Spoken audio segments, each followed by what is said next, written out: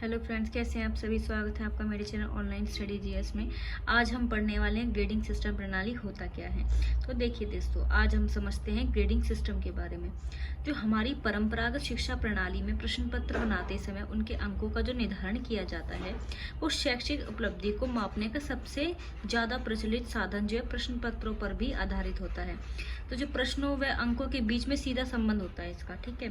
तो ऐसा होता है कि पहले के टाइम में ये होता था कि बालक को पास या फेल प्राप्त अंकों के आधार पर किया जाता था कि जितने बच्चे ने अंक प्राप्त किए उसी के आधार पर उसको पास या फेल किया जाएगा। जैसे कि 100 में से 33 नंबर वाला बच्चा पास होता है तो वो पास होगा, और 100 में से जो 32 नंबर लाया वो बच्चा फेल माना जाएगा। कक्षा के प्रथम द्वितीय यानी कि कोई भी उपलब्धि बच्चा प्राप्त कर रहा है, फर्स्ट सेकंड थर्ड आ रहा है, तो वो भी अंकों के आधार पर ही किया जाता है कि जिस बच्चे ने अच्छे मार्क्स किए हैं तो फर्स्ट आएगा, सेकंड आएगा, थर्ड आएगा। एक एक नंबर पर ही पोजीशंस का भी निर्धारण किया जाता था। कुछ समय से अंकों पर आधारित इस व्यवस्था का विरोध भी दिखाई देने लगा कि भाई इससे क्या हो रहा है कि शिक्षाविदों और मनोवैज्ञानिकों का यह मानना हुआ कि अंक आधारित जो शिक्षा प्रणाली चल रही है उसने बालक को मशीनी बना दिया है। मशीनी मतलब कि केवल पढ़ो पढ़ो पढ़ो और नंबर प्राप्त करो। उनको टेक्नोलॉजी तरीके से कुछ अच्छा अपने आप से हुनर दिखाने का मौका नहीं मिल रहा, उन्हें मशीनी बना दिया गया एक तरह से। इसके अतिरिक्त इस अंक प्रणाली में एक अंक का इतना भी महत्व है कि कोई बच्चा यदि 100 में से 33 नंबर लाता है तो वो पास माना जाता है, और एक अंक नंबर कम ला करके यानी कि 100 में से 32 नंबर जो बच्चा लाएगा वो फेल माना जाएगा। तो जिससे कि जो 32 नंबर लाने वाला बच्चा उसका मनोवैज्ञानिक थोड़ा सा डाउन हो जाता है। क्योंकि एक नंबर ही फालतू ला करके एक बच्चा पास होके अगले साल अगली कक्षा में पढ़ेगा, पूरा साल अच्छे से पढ़ेगा, और दूसरे वाला बच्चा फेल माना जाएगा, वो उसी क्लास में पढ़ेगा। तो ये तो एक तरह से नाइंसाफी मानी जाती है बच्चों के साथ। तो पूरा साल वो पढ़ेगा और वो नहीं पढ़ेगा। तो इसमें ये हुआ कि बालकों के शिक्षण जीवन को काफी प्रभावित हुआ। बच्चों का जो शिक्षा से रिलेटेड जो जीवन था वो काफी प्रभावित हुआ।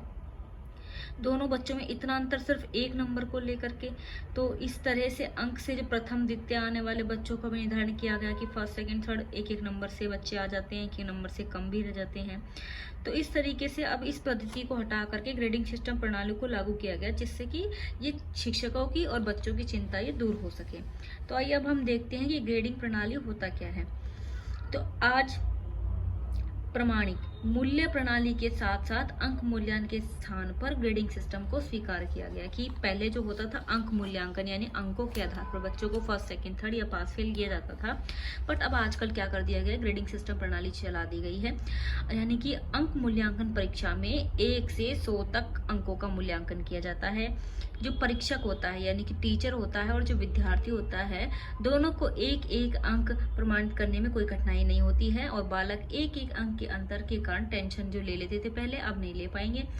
परीक्षक जो एक एक अंक का स्पष्टीकरण देने में विद्यार्थियों को भी दिक्कत होती थी कि भाई किस तरीके से किया जाए, और टीचर्स को भी थोड़ी थोड़ी दिक्कत होती कि एक नंबर फालतू आने पे इस बच्चों को इतनी अच्छी उपलब्धि मिल गई, एक नंबर कम आने पे इस बच्चे को नहीं मिल पाई। तो इस तरीके से दोनों की समस्याओं का भी समाधान हो गया, दोनों की चिंताएं भी दूर हो गई है जिस तरीके से ग्रेडिंग सिस्टम को अपनाया गया है। तो ग्रेडिंग सिस्टम में जो अपनाया गया है, किन भागों में उसको बांटा गया है, देखिए अब ये देखते हैं।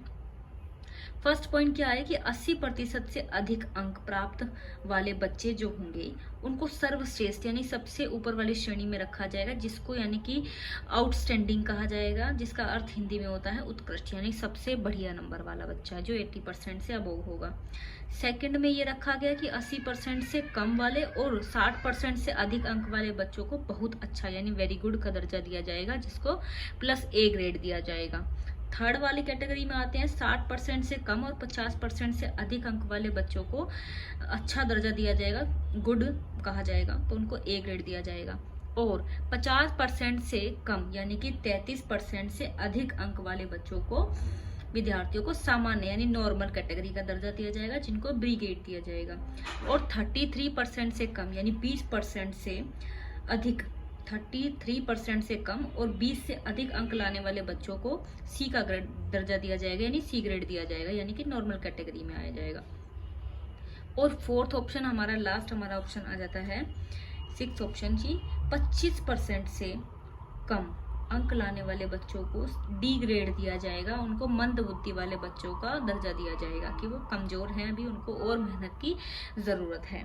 तो 1 से जो 100 तक के अंकों का जो अंतर स्पष्ट करने की अपेक्षा कुल 6 श्रेणियों में इसको बांट दिया गया, जो बहुत ही सरल हो गया जिससे, और निष्पक्ष न्याय भी सिद्ध हो गया जिसमें।